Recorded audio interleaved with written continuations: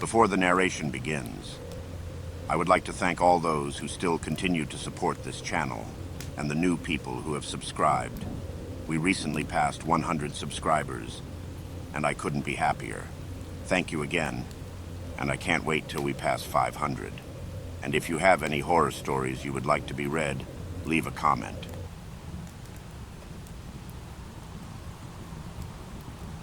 Brickett Bottom by Amyas Northcote.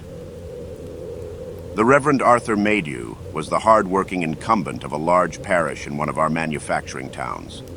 He was also a student and a man of no strong physique, so that when an opportunity was presented to him to take an annual holiday by exchanging parsonages with an elderly clergyman, Mr. Roberts, the squarson of the parish of Overbury, and an acquaintance of his own, he was glad to avail himself of it.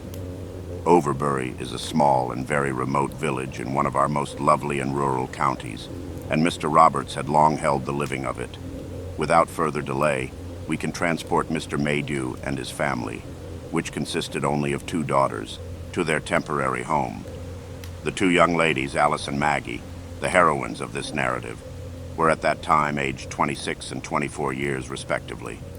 Both of them were attractive girls, fond of such society as they could find in their own parish, and, the former especially, always pleased to extend the circle of their acquaintance. Although the elder in years, Alice in many ways yielded place to her sister, who was the more energetic and practical, and upon whose shoulders the bulk of the family cares and responsibilities rested. Alice was inclined to be absent-minded and emotional, and to devote more of her thoughts and time to speculations of an abstract nature than her sister. Both of the girls, however, rejoiced at the prospect of a period of quiet and rest in a pleasant country neighborhood, and both were gratified at knowing that their father would find in Mr. Roberts's library much that would entertain his mind, and in Mr. Roberts's garden an opportunity to indulge freely in his favorite game of croquet. They would have, no doubt, preferred some cheerful neighbors, but Mr. Roberts was positive in his assurances that there was no one in the neighborhood whose acquaintance would be of interest to them.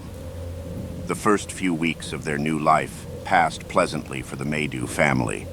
Mr. Maydew quickly gained renewed vigor in his quiet and congenial surroundings, and in the delightful air, while his daughters spent much of their time in long walks about the country and in exploring its beauties. One evening, late in August, the 2 girls were returning from a long walk along one of their favorite paths, which led along the side of the downs. On their right, as they walked, the ground fell away sharply to a narrow glen named Brickett Bottom, about 3/4 of a mile in length, along the bottom of which ran a little used country road, leading to a farm, known as Blaze's Farm, and then onward and upward to lose itself as a sheep track on the higher downs. On their side of the slope, some scattered trees and bushes grew, but beyond the lane and running up over the farther slope of the glen was a thick wood, which extended away to Carew Court, the seat of a neighboring magnate, Lord Carew. On their left, the open down rose above them, and beyond its crest lay Overbury. The girls were walking hastily, as they were later than they had intended to be, and were anxious to reach home.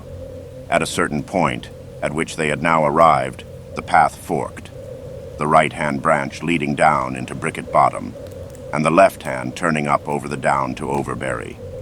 Just as they were about to turn into the left-hand path, Alice suddenly stopped, and pointing downwards exclaimed, "How very curious, Maggie.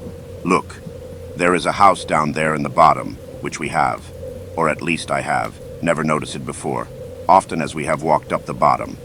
Maggie followed with her eyes her sister's pointing finger. "I don't see any house," she said. "Why, Maggie," said her sister, "can't you see it? A quaint-looking old-fashioned red brick house, there just where the road bends to the right. It seems to be standing in a nice, well-kept garden, too." Maggie looked again, but the light was beginning to fade in the glen, and she was short-sighted to boot. "I certainly don't see anything," she said. "But then I am so blind and the light is getting bad. Yes, perhaps I do see a house," she added, straining her eyes. "Well, it is there," replied her sister, "and tomorrow we will come and explore it."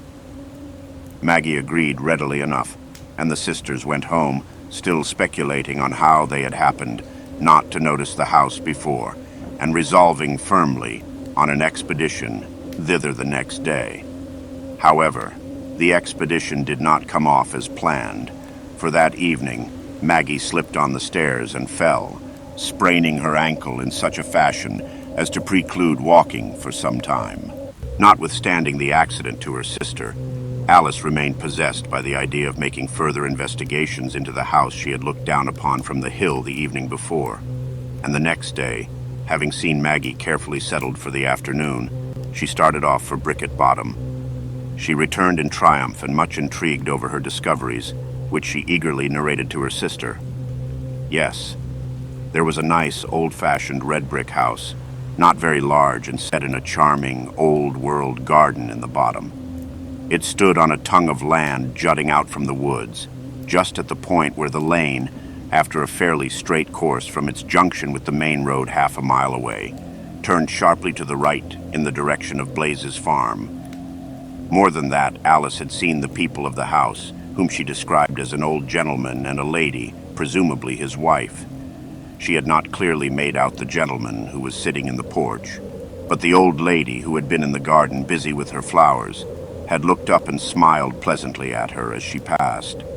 She was sure, she said, that they were nice people, and that it would be pleasant to make their acquaintance. Maggie was not quite satisfied with Alice's story. She was of a more prudent and retiring nature than her sister. She had an uneasy feeling that, if the old couple had been desirable or attractive neighbors, Mr. Roberts would have mentioned them, and knowing Alice's nature, she said what she could to discourage her vague idea of endeavoring to make acquaintance with the owners of the red brick house. On the following morning, when Alice came to her sister's room to inquire how she did, Maggie noticed that she looked pale and rather absent-minded, and after a few commonplace remarks had passed, she asked, "What is the matter, Alice?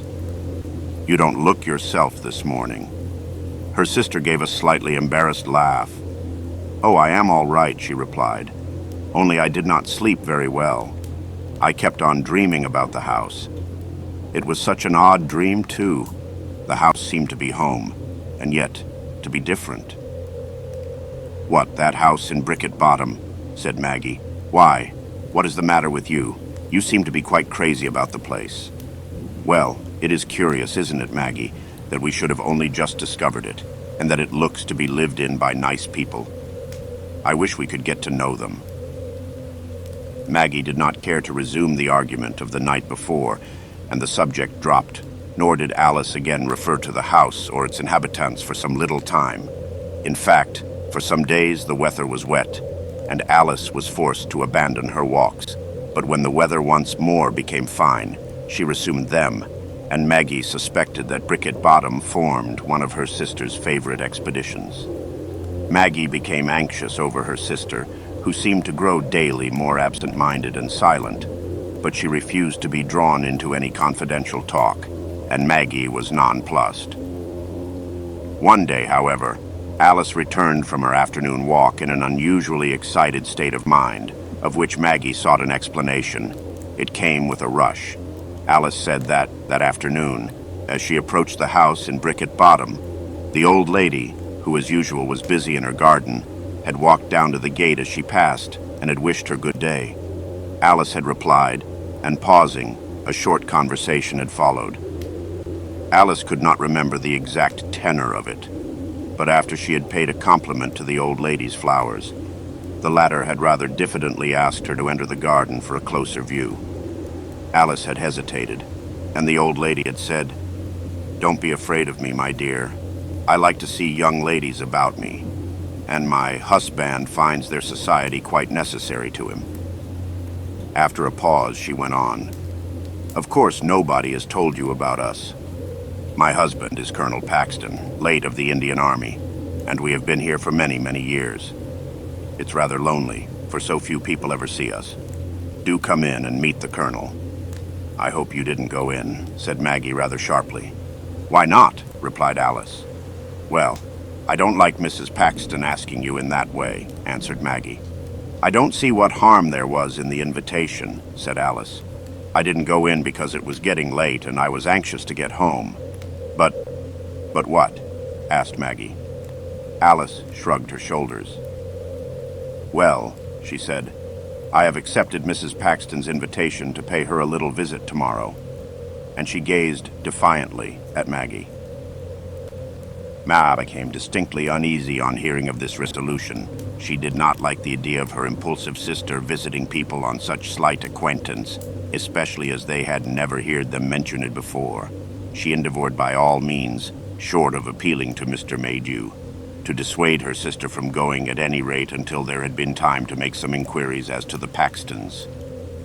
Alice, however, was obdurate. What harm could happen to her, she asked. Mrs. Paxton was a charming old lady. She was going early in the afternoon for a short visit. She would be back for tea and croquet with her father, and anyway, now that Maggie was laid up, long solitary walks were unendurable, and she was not going to let slip the chance of following up what promised to be a pleasant acquaintance. Maggie could do nothing more. Her ankle was better, and she was able to get down to the garden and sit in a long chair near her father, but walking was still quite out of the question, and it was with some misgivings that on the following day she watched Alice depart gaily for her visit, promising to be back by 4:30 at the very latest. The afternoon passed quietly till nearly 5, when Mr. Maydew, looking up from his book, noticed Maggie's uneasy expression and asked, "Where is Alice?" "Out for a walk," replied Maggie.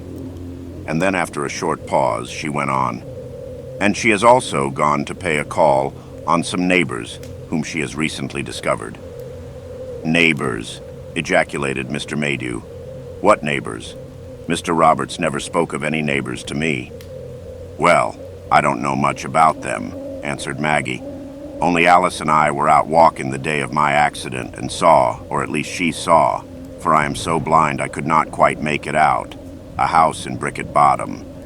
The next day she went to look at it closer, and yesterday she told me that she had made the acquaintance of the people living in it. She says that they are a retired Indian officer, and his wife, a colonel, and Mrs. Paxton. And Alice describes Mrs. Paxton as a charming old lady, who pressed her to come and see them. So she is gone this afternoon, but she promised me she would be back long before this." Mr. Maydew was silent for a moment and then said, "I am not well pleased about this. Alice should not be so impulsive and scrape acquaintance with absolutely unknown people. Had there been nice neighbors in Brickett Bottom, I am certain Mr. Roberts would have told us." The conversation dropped, but both father and daughter were disturbed and uneasy, and tea having been finished and the clock striking 5:30, Mr. Maydew asked Maggie, "When did you say Alice would be back?" "Before 4:30 at the latest, father." "Well, what can she be doing? What can have delayed her? You say you did not see the house," he went on. "No," said Maggie. "I cannot say I did. It was getting dark and you know how short-sighted I am." "But surely you must have seen it at some other time," said her father. "That is the strangest part of the whole affair," answered Maggie. "We have often walked up the bottom, but I never noticed the house, nor had Alice till that evening. I wonder," she went on after a short pause, "if it would not be well to ask Smith to harness the pony and drive over to bring her back. I am not happy about her. I am afraid." "Afraid of what?" said her father, in the irritated voice of a man who is growing frightened. "What can have gone wrong in this quiet place? Still, I'll send Smith over for her." So saying, he rose from his chair and sought out Smith, the rather dull-witted gardener groom attached to Mr. Roberts's service. "Smith," he said, "I want you to harness the pony at once, and go over to Colonel Paxton's in Brickett Bottom, and bring Miss Maydew home." The man stared at him. "Go where, sir?" he said. Mr. Maydew repeated the order, and the man, still staring stupidly, answered, "I never heard of Colonel Paxton, sir. I don't know what house you mean." Mr. Maydew was now growing really anxious. "Well, harness the pony at once," he said, and going back to Maggie, he told her of what he called Smith's stupidity, and asked her if she felt that her ankle would be strong enough to permit her to go with him and Smith to the bottom to point out the house. Maggie agreed readily, and in a few minutes the party started off. Brickett Bottom, although not more than 3/4 of a mile away over the downs, was at least 3 miles by road, and as it was nearly 6 o'clock before Mr. Maydew left the vicarage, and the pony was old and slow, it was getting late before the entrance to Brickett Bottom was reached. Turning into the lane, the cart proceeded slowly up the bottom, Mr. Maydew and Maggie looking anxiously from side to side, while Smith drove stolidly on, looking neither to the right nor left. "Where is the house?" said Mr. Maydew presently. "At the bend of the road," answered Maggie, her heart sickening as she looked out through the failing light to see the trees stretching their ranks in unbroken formation along it. The cart reached the bend. "It should be here," whispered Maggie. They pulled up. Just in front of them, the road bent to the right, round a tongue of land, which, unlike the rest of the right-hand side of the road, was free from trees and was covered only by rough grass and stray bushes. A closer inspection disclosed evident signs of terraces having once been formed on it, but of a house there was no trace. "Is this the place?" said Mr. Maydew in a low voice. Maggie nodded. "But there is no house here," said her father. "What does it all mean? Are you sure of yourself, Maggie? Where is Alice?"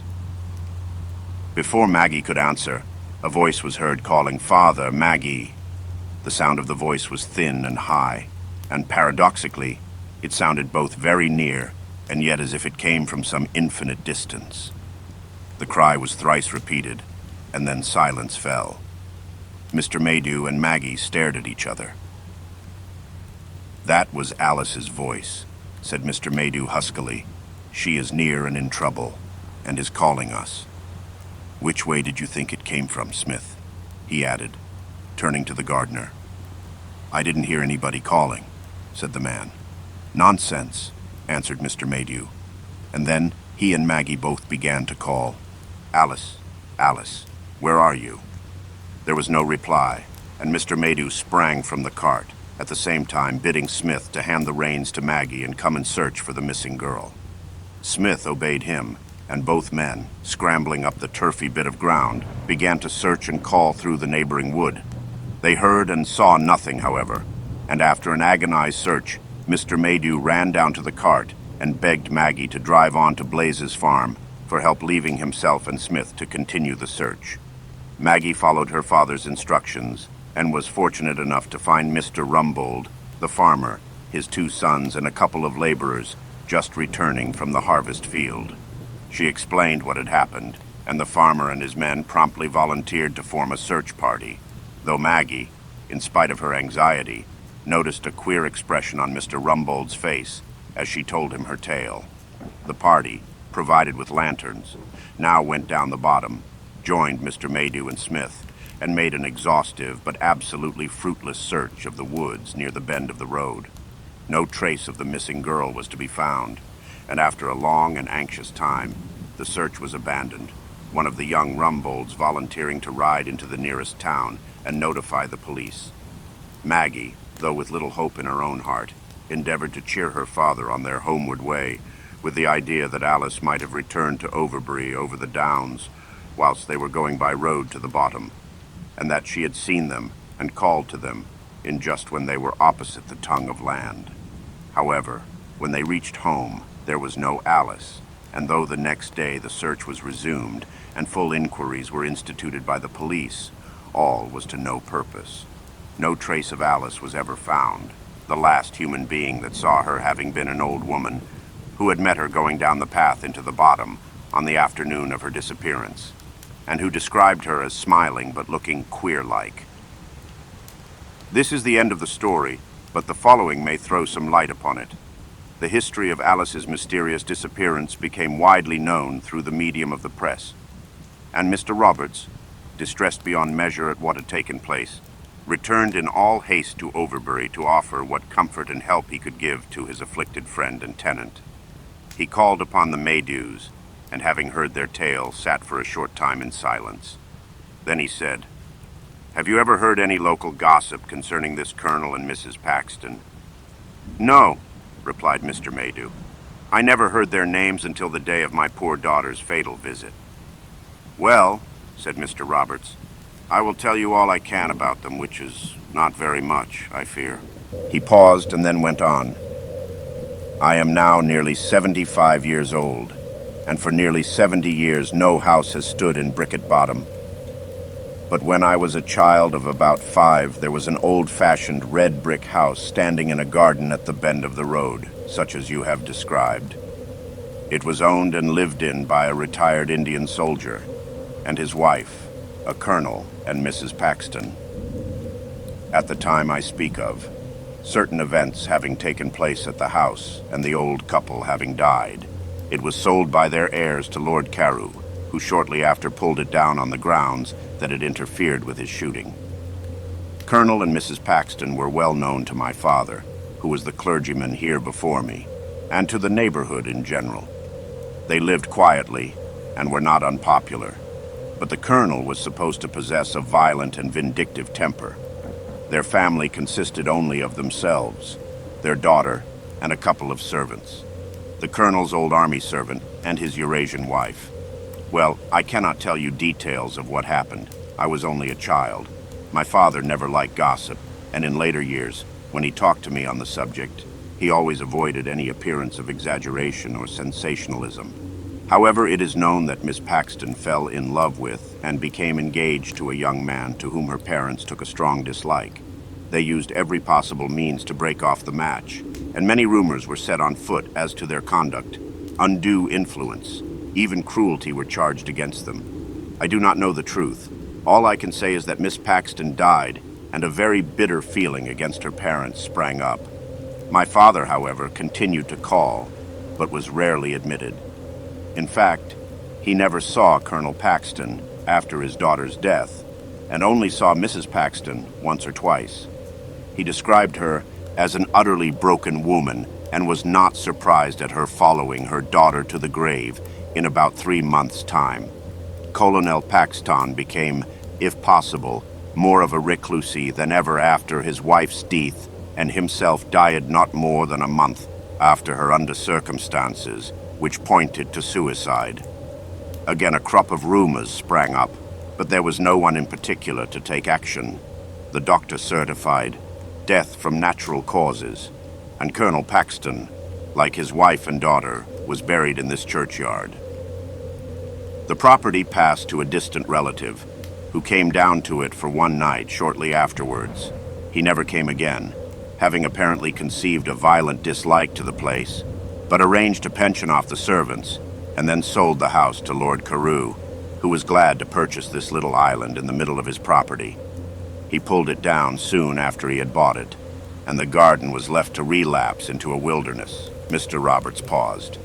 Those are all the facts, he added. But there is something more, said Maggie. Mr. Roberts hesitated for a while.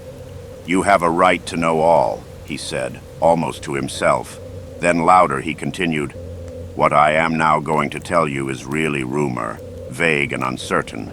I cannot fathom its truth or its meaning. About 5 years after the house had been pulled down, a young maidservant at Carew Court was out walking one afternoon. She was a stranger to the village and a new coiner to the court. On returning home to tea, she told her fellow servants that as she walked down Brickett Bottom, which place she described clearly, she passed a red brick house at the bend of the road, and that a kind-faced old lady had asked her to step in for a while. She did not go in, not because she had any suspicions of there being anything uncanny, but simply because she feared to be late for tea.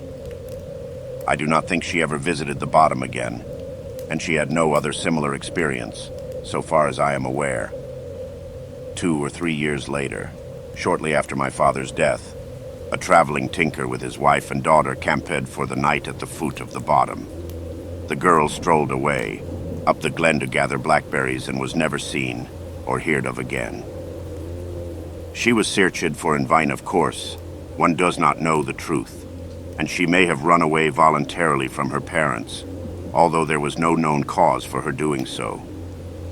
That, concluded Mr. Roberts, is all I can tell you of either facts or rumors.